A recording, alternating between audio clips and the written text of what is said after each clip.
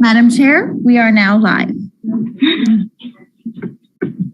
Good evening and welcome to the Town of Ajax Accessibility Advisory Committee meeting for Wednesday, February the 16th, 2022.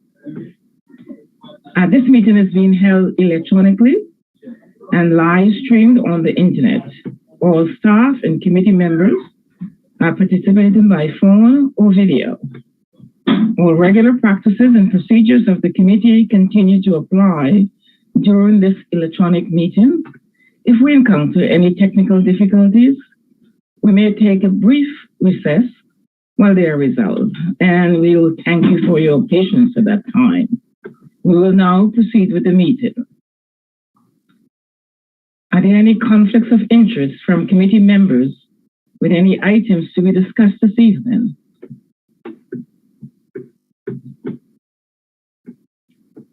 Seeing there is none, thank you. And what we can do is look for the adoption of the minutes from the previous meeting, dated January the 19th, 2022. I adopt the minutes would be passed. Ray Smith.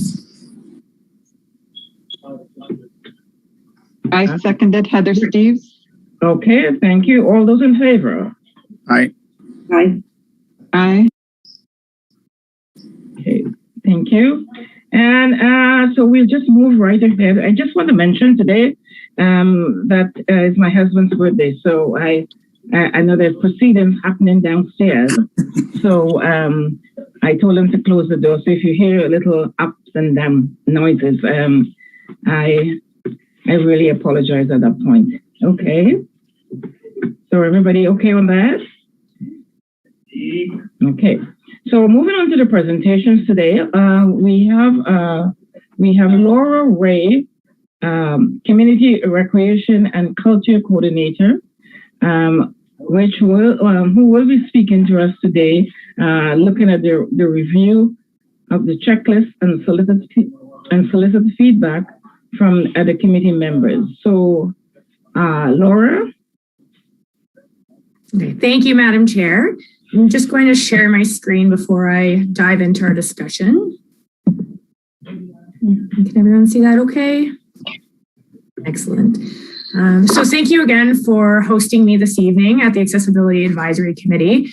So I spoke with your committee back in September of last year, essentially presenting the concept of developing an accessible and age-friendly business checklist. So essentially what this resource would really be is that it's a tool that businesses can use to not only learn about creating accessible and age-friendly business environments, but actually conduct a self-assessment to really develop kind of a baseline for their business and determine, what they're doing really well in these areas. And, if there's any kind of room for improvement or considerations they might need to make in order to kind of make improvements in the area of accessibility or age friendliness. So as I presented in the September meeting, this project really came out of the 2020 Age-Friendly Ajax community plan. So there's 3 separate recommendations within that plan that specifically speak to creating resources for and really engaging the local business sector in the age-friendly community planning process. But when we're talking about developing an age-friendly community and age-friendly environments, really what we're talking about is building accessible communities and accessible environments. So the two things go hand in hand. And they share many of the same framework components. So, information and communication is shared among the two frameworks, transportation, I already said that one, design of public spaces, employment. So really it makes sense that when looking at the age-friendly plan that has these recommendations to engage with the local business sector, to really encompass both the accessibility framework and the age-friendly framework and kind of package it into a resource that is really speaking the same language to deliver to the business community. So in September, I essentially presented some concepts of components for the checklist and received, this committee's feedback and suggestions. So today, what I wanted to share is essentially a draft of what the accessible and age-friendly business checklist can look like. with, the intent of, again, soliciting some more feedback from this group to finalize this checklist. So I'll be, speaking with the committee tonight, and then also garnering the feedback from the AgeFriendly steering committee as well in the process of finalizing this checklist. So Sarah I know she circulated the document prior to the meeting, so I'm not going to, spend a large portion of, the presentation this evening going through the details of it. But I did want to point out a couple of features based on our discussions from the September meeting. So one of the things that came up was developing that kind of tagline. So how you're going to grab, kind of the buy-in from the business community. So the first kind of piece is, that whole accessible and age-friendly business is smart business. And then, backing up that kind of tagline by providing some statistics that really speak to, the economic benefit to businesses for developing accessible and age-friendly practices. So these statistics, again, I'm not going to dive into them, were shared with the committee in September. Kind of the caveat, however, being is that the 2021 census data has since been released. So that was within the last week. So obviously in seeing that this is a draft, that will be one of the pieces that will have to be reviewed again to ensure that these statistics are best reflecting, what the community is looking like and what the statistics are for Ontario and Durham region. So I just wanted to kind of put that out there before diving in, because that may have been some feedback upon reviewing this document that committee members may have had. The other piece too is I just wanted to go over kind of the three areas of focus. So when we were chatting about the framework and looking at kind of the parallels between age-friendly and accessibility, there was two pieces, so transportation and employment, which you won't see in this checklist, and there's reasons for that. So we've focused on the environment, customer service, and then information and communication. And we've left out transportation because when developing this tool, we want it to be something that businesses can be successful at. And unfortunately, in many circumstances, transportation is not something that they're going to have a large amount of control over.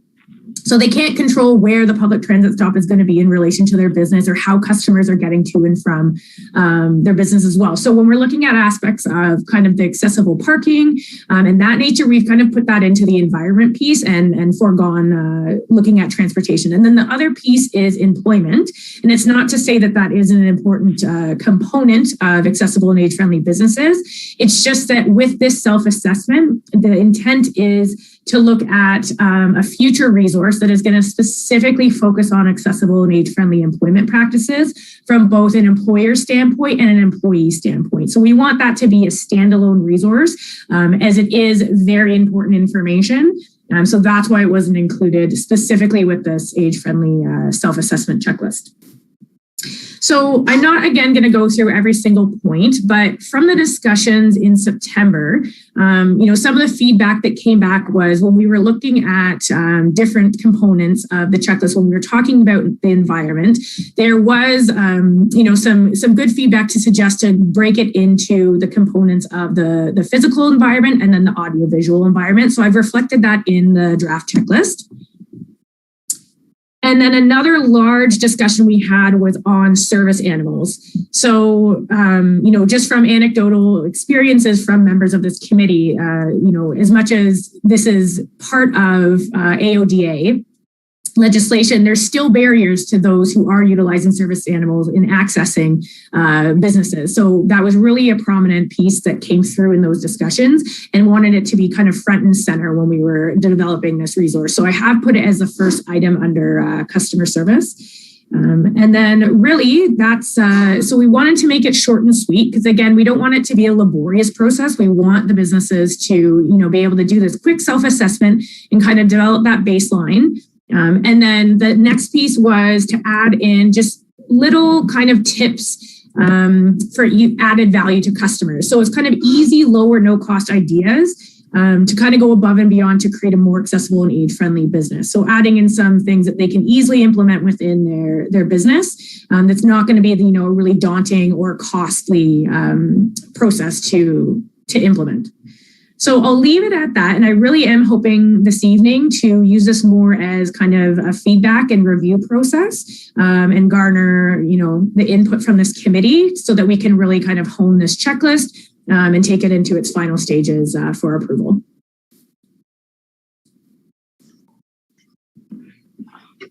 Thank you, Laura, very much for the accessible and age-friendly business checklist. Does anyone have any addition or questions for Laura? Ray Smith speaking. Hi, Laura. Hi, Ray. Been a long time. I like the idea of keeping it short and sweet because, as you know, business people are busy, and what's in it for me, and I like to see that as well. So I'm glad to see those points. When you talked about the categories, and maybe Sarah can help out with this question. I'm going back to the AODA. I maybe put more kettle in the fish, or fish in the pond, whatever. Because there's two more standards going to come up with the AODA, healthcare, and I cannot for the life of me remember the other one. Is it education? I think I'm right. Yeah, would we want to look at that as well with the business standards? I would definitely need to get some more information on those two dimensions within AODA and how they would relate to the business sector. But it's definitely, something to look into because I don't want to go through the process of developing this resource to then have additional standards come through and then have to revise it right off the get-go. Because I think that would really kind of unvalidate if we have to go back and give a revision right away. So I can definitely speak with Sarah regarding those two components and see if there's any tie-ins that we should be looking at to develop with this resource. Right. And you know what? Thank you, Ray. I wasn't aware of that. So that's really good feedback. I don't know about the timing through the chair. I don't know about the timing. Maybe Sarah can help on that as well about these standards. But it was just a thought. And then, of course, we've got the national standard, I can't remember the wording, the national accessibility standards as well. So that's just a few thoughts of mine. No, that's great. Thank you, Ray. Rosan speaking through the chair. I see that this is a very overarching, it just seems very skeletal to me, meaning like you've hit on the overarching points. I'm wondering for businesses who are not accessibility aware in general. When we say automatic doors, they may not understand the options or the particular directions that the doors go in, where those automatic buttons or sensors would go. Is there an opportunity, not to make this detailed, but to provide them with a sort of ideas on each of these points? And you know what? I've battled with this myself of how detailed to get, but I think there's a good compromise because I was even looking at adding a section talking about additional resources. And maybe it's something that either could be added at the bottom to speak to the specific components of learn more about, for instance, the automatic door piece or service animals and how to understand how to designate what is a service animal. And so I think there's definitely a piece there that we've had discussions about. There's also the option of kind of embedding it within the sections themselves. So it will be an online tool. So providing direct links to other resources, which is a really fast fix and it's very space effective as well. So I think that that's something we can absolutely build in, Rosan. Oh, wonderful. No, I'm just glad that, it's been a topic of discussion. I also think of access to a washroom, but not only access to the washroom, but, where things are positioned and can a wheelchair actually turn inside the washroom? The specifics that we would know, but a business who never had to experience that it just may not be obvious to them. And absolutely. And I want this to be also an educational piece. So it's not just, a quick checklist, that it actually will then lead to better understanding of how to make your business more accessible and age friendly as well. And part of that is having the information and education pieces. Yes. Wonderful. No, I'm very glad that you were able to condense it into 2 pages. I could imagine how much longer this could be. And what I'll do is I'll follow up with Sarah offline and get some kind of guidance as to what the best sources are to provide as those links for the specific areas as well. Great. That's wonderful. And even, linking, when you have those links to the information, providing that legislation might help too. Yeah, even just in the beginning, having the link to the framework for AODA and AgeFriendly. Yes, it's just, I know that we all experience this in community, that many businesses still are not convinced of the need for accessibility and age-friendly, especially during the pandemic when they are just trying to keep their business afloat. Absolutely. And we do want to, that was one thing when we endeavored to start this project, that it was pushed back a year in knowing that we have to get the timing right, because to the piece of validity, the other piece is you don't want to release something that no one is receptive to because of other, strains and recovery efforts. So I think hopefully we're moving in the right direction, and this is something that we can look forward to releasing, and it will be well received. But we'll definitely have to still keep an eye on the COVID climate situation for sure. And yes, if hand sanitizer is a continuous item in the store, making that also accessible at the right height. Yeah. Is there anyone else that has any addition to Laura's presentation or questions? Heather here. I just wanted to mention that I had an experience at a big name restaurant where I went to use their washroom. I could get in okay, but they had their, I believe it was their paper or it was the little trash bin right by the door. I couldn't get close enough to the wall. I was locked in the bathroom. So if I can be of any assistance to you, Laura, with my scooter, I'd be happy to do any dry runs with you. Yeah, because again, too, you're going to have, I can't speak from that experience. And, especially in developing those types of like low or no cost solutions of just even the placement of a garbage bin. Like you've just highlighted it right there, Heather, that's a very easy, quick fix. That is the difference of being able to access a space or not. Mm-hmm. Mm-hmm. Yeah, well, they had it right on the wall, and I got to go close to that wall to do a wide turn to get out the door. And they also didn't have a door opener. Mm-hmm. So let's just say I had to call them with my cell phone. Anyway, thank you. Thanks, Heather. Okay, so if we have no further questions for Laura, Laura from Accessibly and Age-Friendly Business Checklist. Thank you very much. We can see that people with disabilities have a buying power of over 50 million in Canada and 1 trillion globally. And persons over the age of 55 account for 36% of the total income in Canada. So we really, this kind of project is really timely. And thank you, Laura, so much for really championing this forward time. Thank you very much, Madam Chair. And thank you again to this committee for your excellent feedback. I always appreciate speaking with this group. And I look forward to sharing the final design with this group. Have a great evening. Thank you. Bye.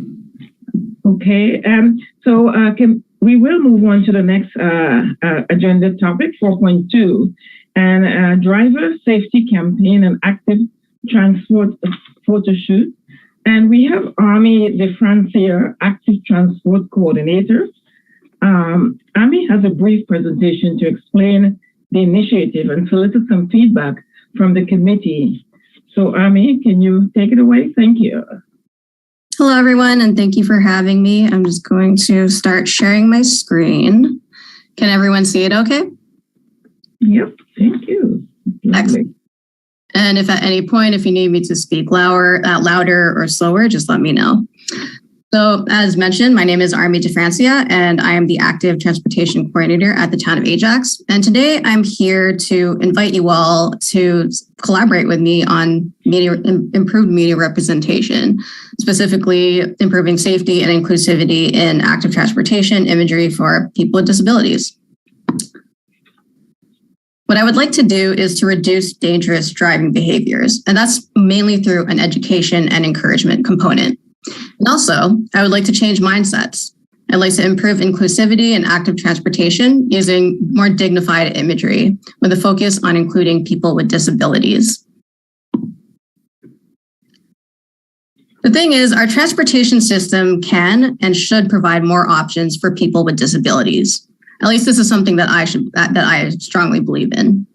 I believe that transit and cars do not have to be the only options available. That's not to say that we shouldn't use them at all. I just think that for a different variety of trips, we should have more options available. But what could these options look like? Well, a couple groups are active transportation and micromobility. So active transportation is using our own power to get from one place to another. We're using exercise to do that. This includes walking. And by walking, I also include the use of a mobility aid device. It could also include biking, which includes adaptive bikes and cargo bikes. There's bikes out there that could be adapted for different disabilities. It could include scooters, including adaptive scooters, as well as skateboarding and rollerblading. And then on a more newer trend, we also have micromobility modes. These are lighter weighted electric assisted vehicles or devices that typically operate at a speed below 40 kilometers an hour.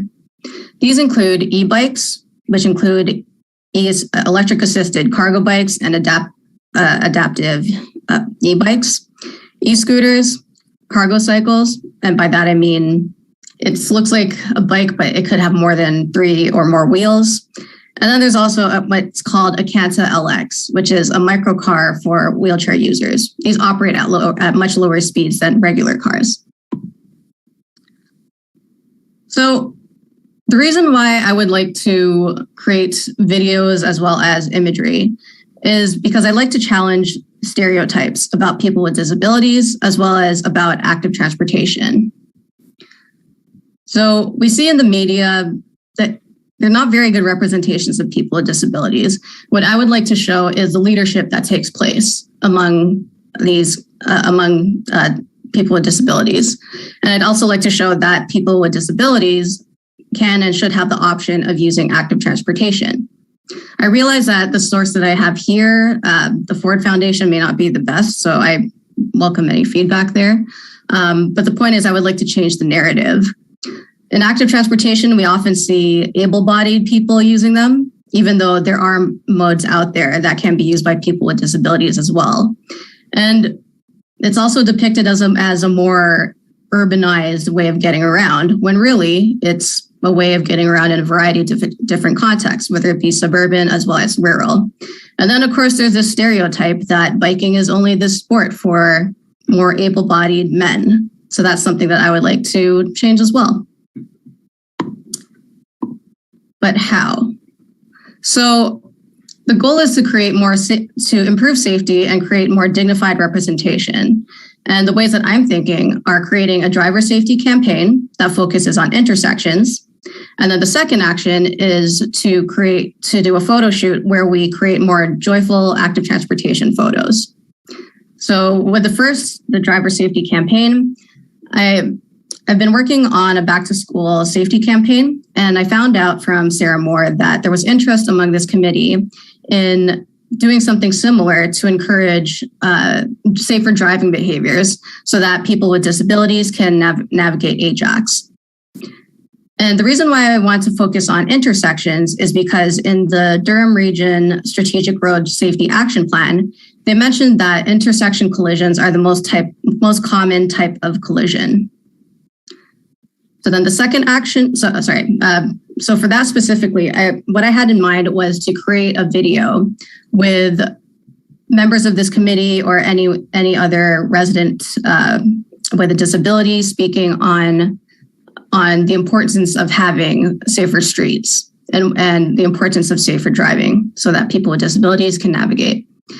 And then the next action is to create a diverse photo repository. So that's an action within the Diversity and Inclusion Staff Committee.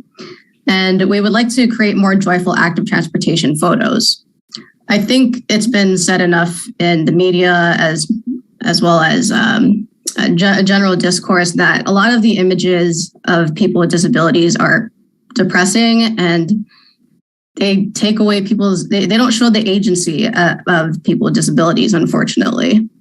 So again, I would like to change that by showing that people with disabilities can be outdoors and use active transportation and enjoy, whether it be at a business or a sidewalk or anywhere in Ajax. And what I have in mind is having 2 events, one in the summer, one in the fall, one where we film a video and another where we do a photo shoot. So what I would like to ask for anyone who's the first thing I would like to ask is if anyone is interested in collaborating with me in any of these activities. And the second thing I would like to ask is if there's any specific locations that we should use for these. I'm thinking somewhere near a major intersection or a business or a key destination, a popular destination. And I would also like representation from people with disabilities of different ages and ethnicities as well. And that is my presentation. So I'm hoping that I'd really enjoy the opportunity of collaborating with anyone here. Thank you. So thank you so much, Ami. And now open for committee members to solicit some feedback. Or if you don't have any feedback now, maybe we can send some feedback to Sarah for people who like to be part of this project with Ami. Again, information can be sent to Sarah. But at this point, if we have any feedback, let's hear some feedback.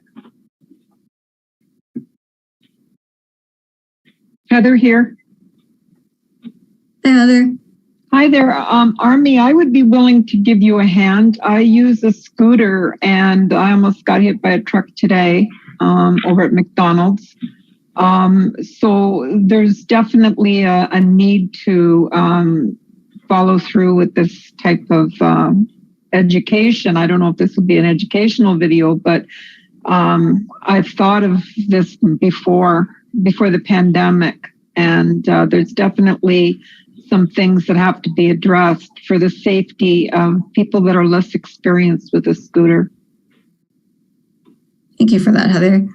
I'm just wondering, well, my email address is there, and you're welcome to contact me there. I could also ask Sarah if I could follow up with you, if that's okay. Yep, Sarah can give you my phone number or my email, but I'm okay with my phone number. Perfect. Thank you, Heather. Rosan speaking through the chair. I don't like to volunteer people, but I think Catherine, one of our committee members, would be an excellent source. She's currently going through a situation.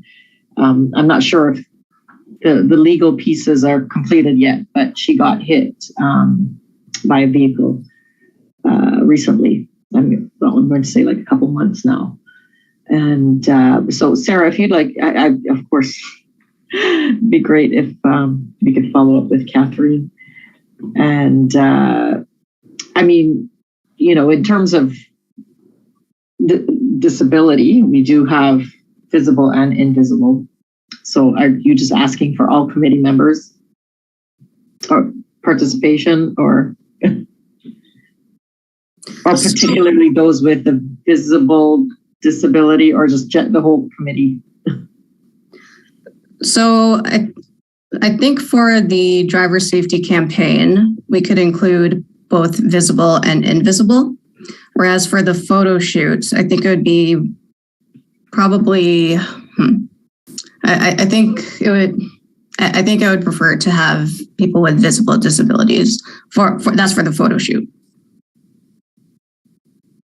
Okay. And those with service animals, well, Julia is a guest, but she's been a committee member for years. Would you, yes? That would be great to have in the photo for both the driver safety campaign as well as the photo shoot. Julia speaking. I'm not sure if I'm eligible to participate. I would be eligible to participate in this, so that would have to be. I would be willing, but that would have to go through Sarah, given that I'm no longer actually a committee member.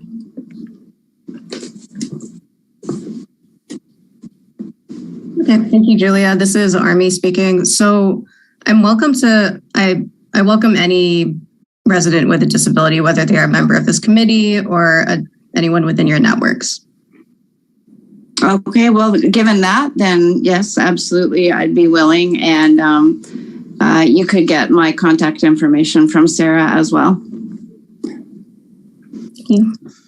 I have a service dog, so. Hi, Army. Ray Smith speaking. I have a white cane as well, so I would love to participate. Walking is my enjoyment, not my love, but sometimes the paths, the sidewalks, and Ajax. I'm so terrified of the intersections as well, and the cars. And we do certainly need education for drivers. So I'll be certainly more than happy to participate and. Because we need to definitely improve the visibility and the education for sure. I love this project you're working on. Thank you so much, Ray. I appreciate it. No problem. Rosan speaking through the chair. So just more on the campaign piece to incorporate, just because there is a community of people with invisible disabilities. And I hate to belabor the point, but at intersections, there are persons who require the processing time cognitively is slower. So they may be at the intersection, the light changes, for example, and it just takes a couple seconds of processing, but it would be great if a driver could keep that in mind. So just having that part of a education piece, that it's just because they're waiting that couple extra seconds doesn't mean they're actually choosing not to cross in that sense. That's a particular awareness piece that I wanted to bring to light. Thank you so much, Roseanne. I think it's important for our drivers to understand that as well. So I appreciate that. Through the chair, Sarah, just to add to that, I think with one of the objectives that Army's looking for with the photo repository as well is not necessarily, and correct me if I'm wrong, Army, not just people with disabilities, but to incorporate people with disabilities with people with non-visible disabilities, because like Roseanne's point, you can't necessarily tell an individual, but like some of the examples she showed there, where people are gathering together and actively participating with one another, as opposed to being just photos in isolation. Is that a little bit more clear in terms of what you were looking for, Army? Or are you looking for just specific images of people with visible disabilities on their own? I think that's something I could reflect on a bit more. I like the idea of including people with invisible disabilities in photos, showing them in groups. Actually, I think that should be feasible. So yeah, I appreciate that inclusive approach, because it's showing, because very often we were talking about the narrative of disability in media and to isolate or to other, it would be very nice to see some imagery where you have more than one individual and it's sort of an interactive or an active type of photo. That kind of ties into the whole active transportation too. Thank you, Sarah. I actually like that idea. And I think that works really well for this. Okay, I think that works. So my original concern was that we would not have anyone with a visible disability, but I don't think that issue will be the case. So I think that should be fine. Army, the chair here speaking.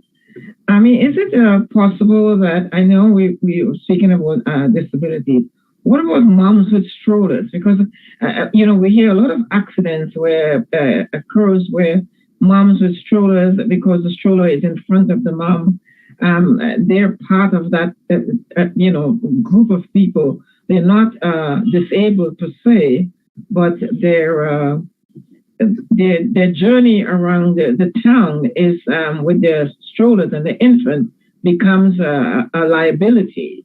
So how can you address that in your? Correct.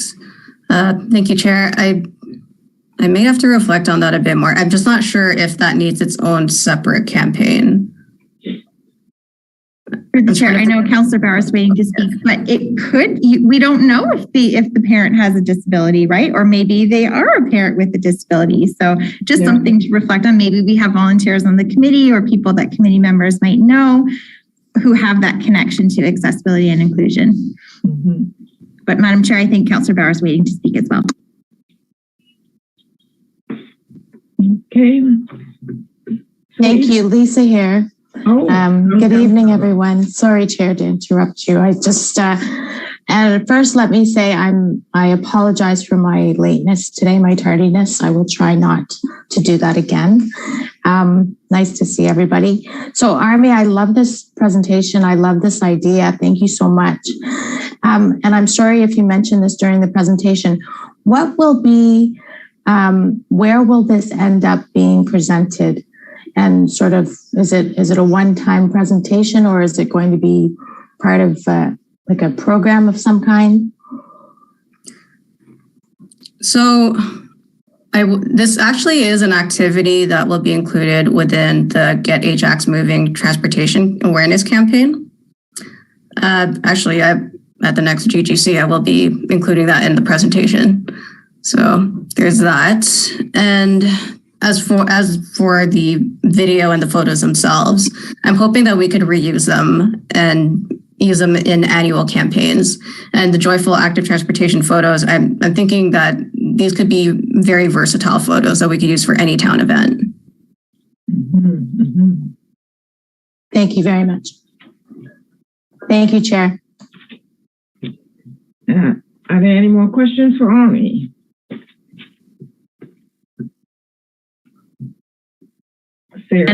Madam Chair, I just wanted to say thank you to Army. It's been great to work with her offline and collaborate on and percolate these ideas. She's always got such creative, amazing ideas to bring forward. And I'm very excited that she's interested in working with us as a committee. So nothing but good things to look forward to for us to be involved in when we're working with Army and Laura as well earlier tonight. So we've got some exciting things ahead.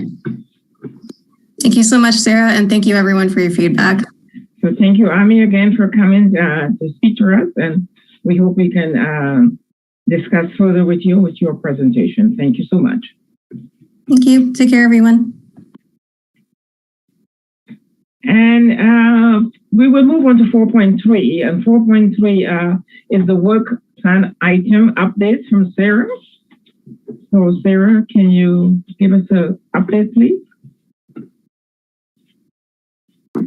Thank you, Madam Chair. I'm just in the process of loading this up here. All right. So just wanted to provide some very brief updates on a few items of discussion from our previous meeting last month in terms of work plan objectives.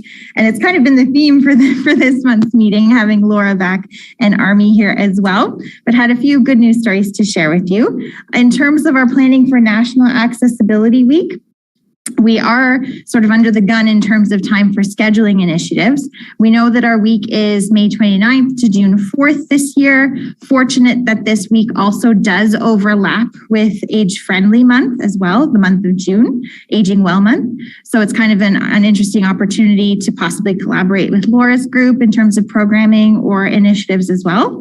I've spoken with Robert Gruber in terms of opportunities to perhaps host a film screening at the St. Francis Center. It's been many a year since we've been able to do that in person, so it'd be kind of nice to get back into an in-person film screening setting. And we do have the licensing availability for the documentary film Crip Camp. And if you recall, it was probably just at the onset of the pandemic, I circulated some information on this documentary style film that ended up being nominated for Best Documentary at the Academy Awards.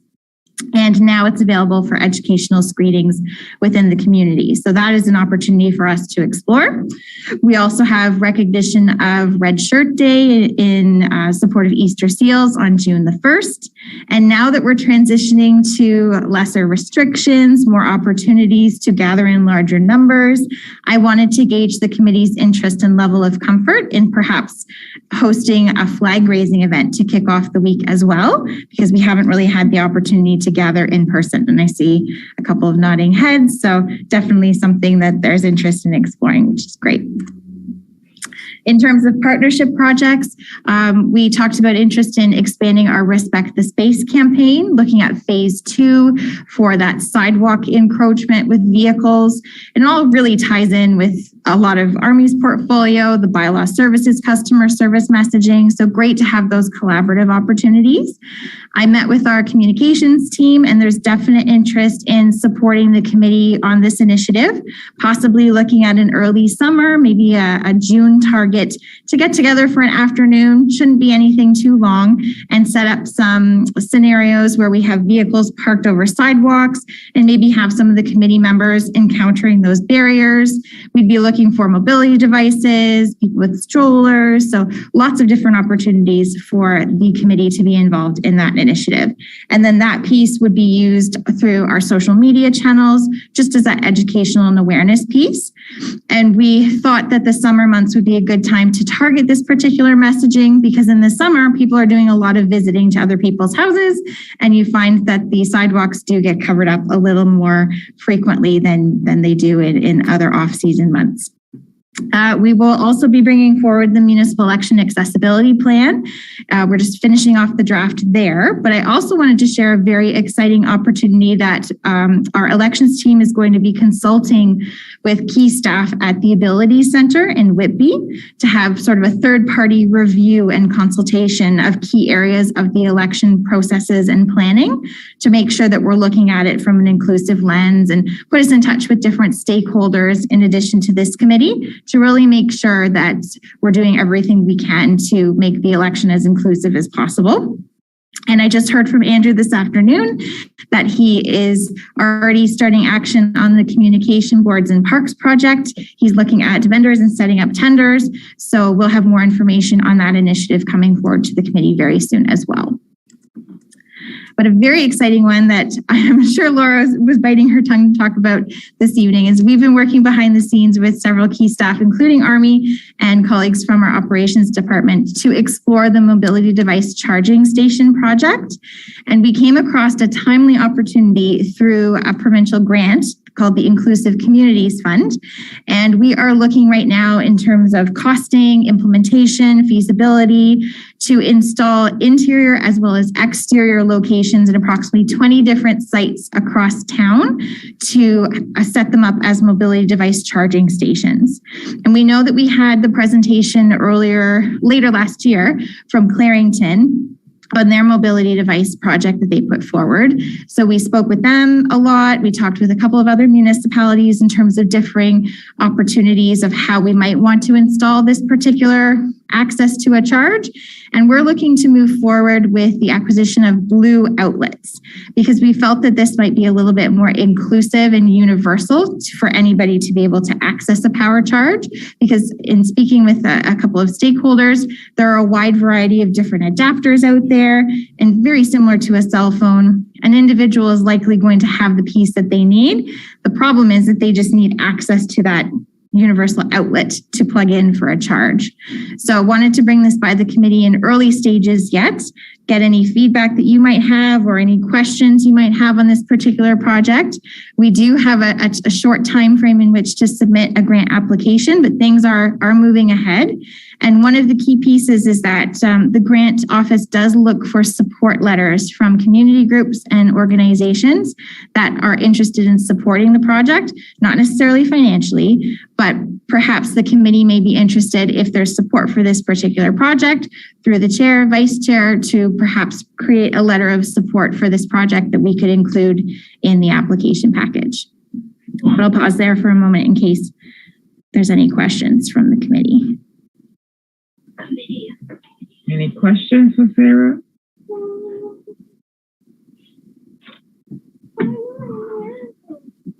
How do you guys feel about mobility device charging stations? We've talked about it a lot, that there was a need for it in the community. So we're looking at putting them pretty much at least one in every physical facility or pavilions, as well as some key areas along the waterfront for now, in terms of having a designated space for a charge. Reece Smith speaking. Through the chair, I was very, very excited when Clarington did the presentation to our group last year, it was late last year. And I'm so happy that Ajax is going to, if we get the grant, that'll be fantastic, because the more accessibility, the more power, we can travel more. And that's fantastic. Good for you guys. Thanks, Ray. And you make a good point there. The project isn't necessarily just dependent on the grant. If we're not successful with the grant, obviously there's interest from several departments in the organization to move forward with this. It would just likely mean that we would have to budget accordingly, and it might be more of a phased in project. But we are going to put forward an application for funding, because it is for full funding of this particular project. And again, there'll be more opportunities for the committee's direct involvement, as well as the AgeFriendly committee, to help pick ideal locations and source out site locations on site within these facilities of where the actual charging designated area should be. Kaylee speaking. Sarah, I was just wondering, for the outdoor locations, would they be covered or in some sort of shelter?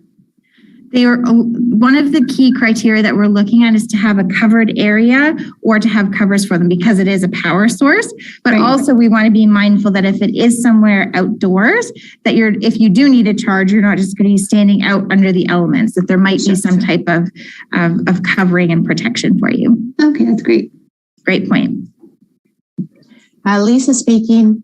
How much is the grant opportunity, Sarah? Up to $60,000 for the fantastic. project. Mm-hmm. So, and that was pretty much a similar budget to Clarington's project as well. I think they had $58,000 or $60,000 that they applied for, and were successful. Great. It's another one of those really great collaborative opportunities to work with multiple portfolios in the organization. It's always nice when we can tag team it and move things forward. Great. Well, I'll keep you posted on that if there's no further comments. And that was really the end of my updates. So more things to come for your consultation in the coming months. I kind of want to keep you on track with where all of our work plan items are headed. Sarah, from the chair, I really like the color code and the blue. And that blue is the correct color blue also. It really is welcome. So we will continue to move on. Correspondence, point 5. Are there any correspondence? No, I don't think Sarah received any. So we will move right on to point 6. Update from Council. And Councillor Bauer, do you have anything to report to us, please? Thank you, Chair. So just maybe a couple of things. As Sarah already mentioned, the transition to more in-person events now that restrictions are being lifted. So the Council calendar has started to look a little bit more like before COVID. So we're slowly starting to attend open houses, grand openings. A couple of flag raisings have been scheduled as well. So, and it's always at, comfort level and always following the protocols. So it's kind of exciting to sort of be moving in that direction again. So I'm looking forward to that. We are still meeting virtually though, and there are some renovations or upgrades that will have to be done to council chambers at town hall before. It will likely not be until the spring that we even look at when we're going to be able to move back into council chambers, and it will be adapted so that there will be the ability to meet in person or have tech for people who choose to keep it online. So that will be something completely new when it's done, but there are delays with some of the supply chain, etc., to get all of that done.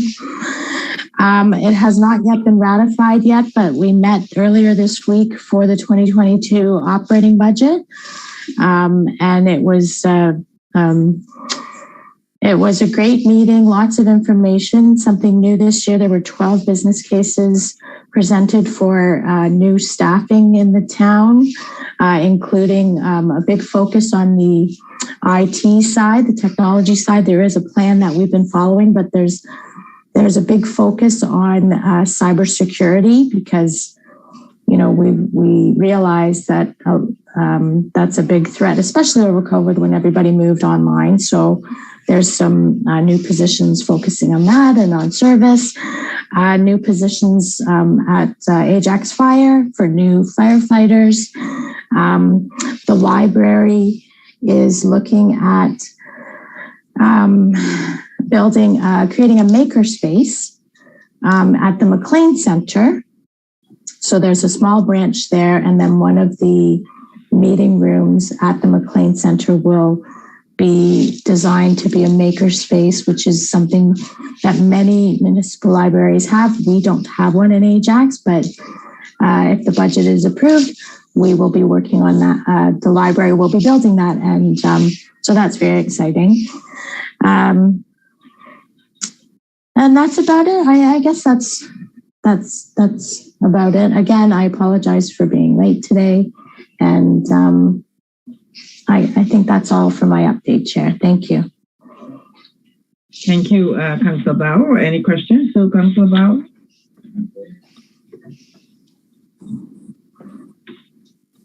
Okay, if we have no questions for Councillor Bauer, we'll move right on to point 7 and external committee updates. And first, we have anything ready to discuss for us? I know Laura was here already today, but do you have anything to discuss with us, please? For the chair, no, I think Laura did a wonderful job, and we're moving on very nicely with the Age-Friendly Committee, and more to come.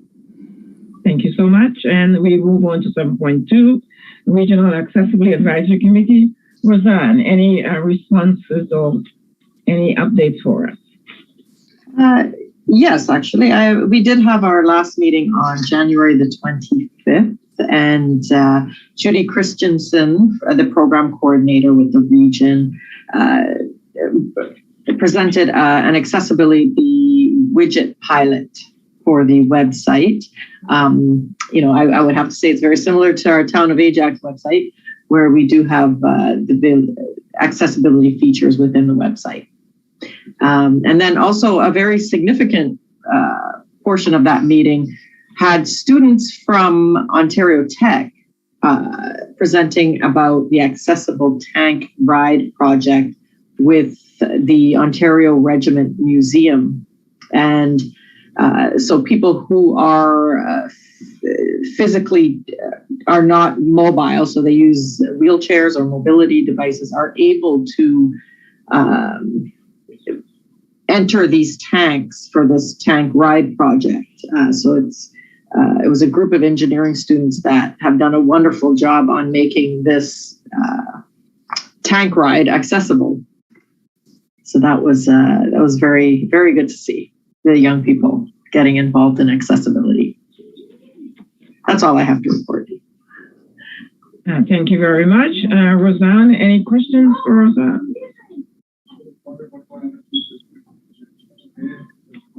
And if there are no questions, we're moving right on to point 8, other business. Rosan speaking through the chair. So just yesterday, I was presented by someone who is a resident of Ajax now. Now, she was, and then moved to Peterborough and is back in Ajax. And out of our 3 pools, it was so unfortunate to hear that for our 3 pools, they're not fully accessible for her. So, for example, Audley does not have the facilities for her to be able to change in the change room. She requires an adult, I don't know the correct term, but it's a change table with a lift. But there is the ramp to get into the pool. And same with McLean, there's the ramp, but there's no facilities for her to be able to change adequately. And then we have Ajax Community Center, which is in that setting is probably the least accessible out of the 3. And so she had to research other pools in the Durham region. So unfortunately, she has to go all the way to Harmony Road in Oshawa to be able to swim from Ajax. So this may not be a project for this year, but I wonder if as a committee, we, even with that inclusive grant, maybe for next year, or really making our 3 pools accessible in that way. So a person who uses a wheelchair and requires support from a specific lift, not just the pool chair that turns, but this lift helps them be independent enough to be able to get into the pool. And Harmony Road has this, and a pool in Peterborough seems to be a gold standard for this, but I have not seen what Peterborough looks like. So it's a big project, but I think it would be very beneficial for Ajax because we have 3 pools. Well, 4, the memorial pool, the outdoor pool as well. Yes. I wanted to present that formally in a meeting for us to look at in the future. Through the chair, thank you very much, Roseanne, for bringing that back. And I'm happy to take that forward through our recreation department. Have you shared that information with anybody already, or is this the first time? Oh, no, I just shared it at my team meeting at the office with Durham Family Resources, just to collect names of other families who might need this sort of accessibility. Yeah. But formally, this is the first time I've made this public. So. Okay. Just wanted to check in if in case you'd already connected with any of my colleagues. So no problem. Happy to bring that forward. And I think you do bring up a good consideration for us to keep in mind, like even through the enabling accessibility grant funding, if there's that youth leadership opportunity that may come up even before next year's round of the provincial grant funding. So certainly something to keep on our radar. And again, even if you want to follow up with me offline, really happy to share that with our facilities and especially our recreation team. Yes, wonderful. Heather here. I wanted to bring to the attention that I was approached about the snow plowing going up Kitney to Bailey on the west side of the road, that the plow did not go all the way around the corner to Bailey. And so people that were walking with walkers would have to turn around or try to walk in on the grass where they did have it plowed on the grass. Now, of course, with the melt that we've had today, I don't know what the situation is. And then, of course, now we're getting more snow. So I wanted to bring that to your attention. That was one of the things. The other thing was the lights at Kitney and Bailey going across the road that I believe I've raised concerns about this light. There have been a couple seniors hit there because they can't press the button. They don't get there in time and they keep going against the light. So hopefully we can look at that again. And my last statement here is I want to thank the powers that may for nominating me for that award. I think it was Sarah, and thank you very much. Thank you, Heather. Through the chair, just for context, Heather was one of this year's recipients for the Ontario Volunteer Service Award. So as you come up to your 5-year mark for volunteering with the town, I make sure to put in any committee members' names for recognition. Congratulations, Heather. I think it's 8 years, but who's counting? Yeah, by the time that they've gotten through everything, it's a little bit behind the 8 ball. Thank you anyway. Thank you all. Sarah, do you want me to bring up the Ray? I think Ray, you have something to discuss around the app. I never can say it right, but I'll tell you the story behind what I'm about to say. I was very fortunate last week. I went to Saula's Inn. It opened with opening up the pandemic, fantastic. But when we got there, the accessible parking was full.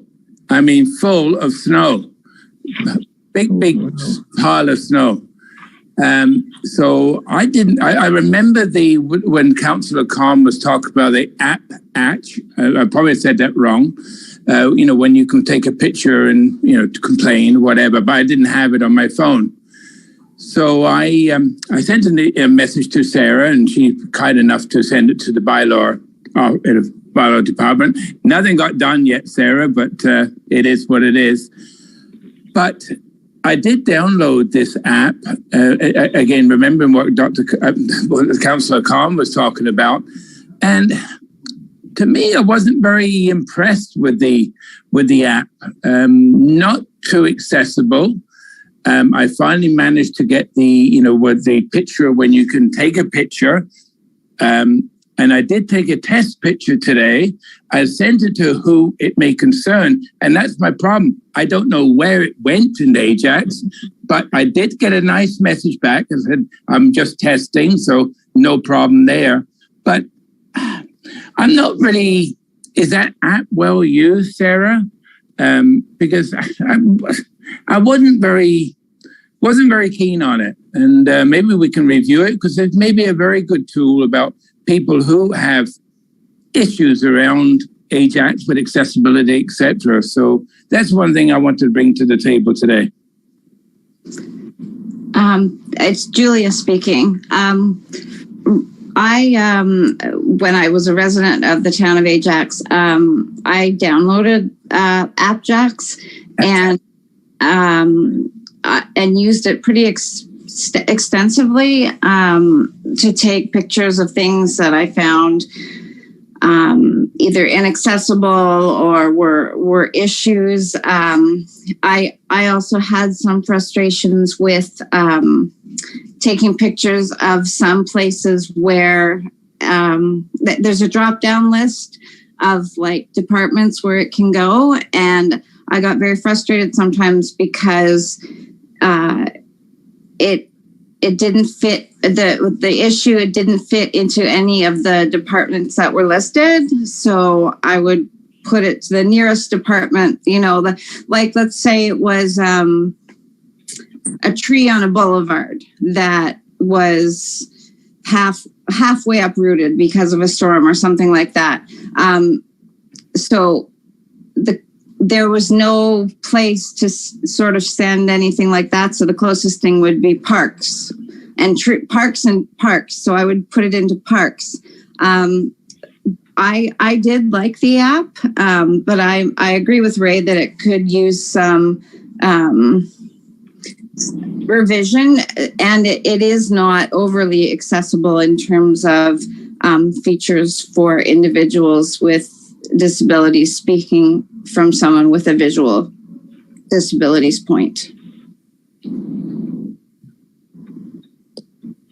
Lisa speaking here. The other thing, I've used AppJax a bunch of times too, and the one thing I noticed that I had difficulty with was it asks for a physical address, which, if you're just walking in the trails or somewhere, there's not really an address that you can apply to. So I found that sort of an obstacle. I don't know if that can be addressed too or just commented on. Through the chair, Ray Smith speaking again. Also, not just the pictures as well, if you want to do an issue somewhere. There's events. There's nothing really. I don't know where this events tab goes. There's other tabs too. Again, I think it's a good tool, but I think it really needs a good revision. Through the chair, I appreciate all of the feedback and I'm happy to take that back to our communications team. I can also commit to reporting back with some stats on usage, maybe have a representative provide us with some additional information, whether or not there is a scheduled review for the app or opportunities for us to look at implementing some of these suggestions for change. So happy to take that back. And if you have any other feedback regarding the app, please feel free to forward it. Thanks, Sarah. So any other business? So we're okay with all the businesses? So thank you all very much. This really comes to the end of the evening. And if there's any other information, we can send it on to Sarah if needed, and it will get to us. Sarah will send it to us. And this concludes our meeting. May I have a motion to adjourn, please? I am motion to adjourn. Ray Smith. Seconder. Rosan will second. Thank you. All in favor? Aye. Aye. Aye. Thank you all very much for attending the meeting this afternoon. And the meeting is now concluded.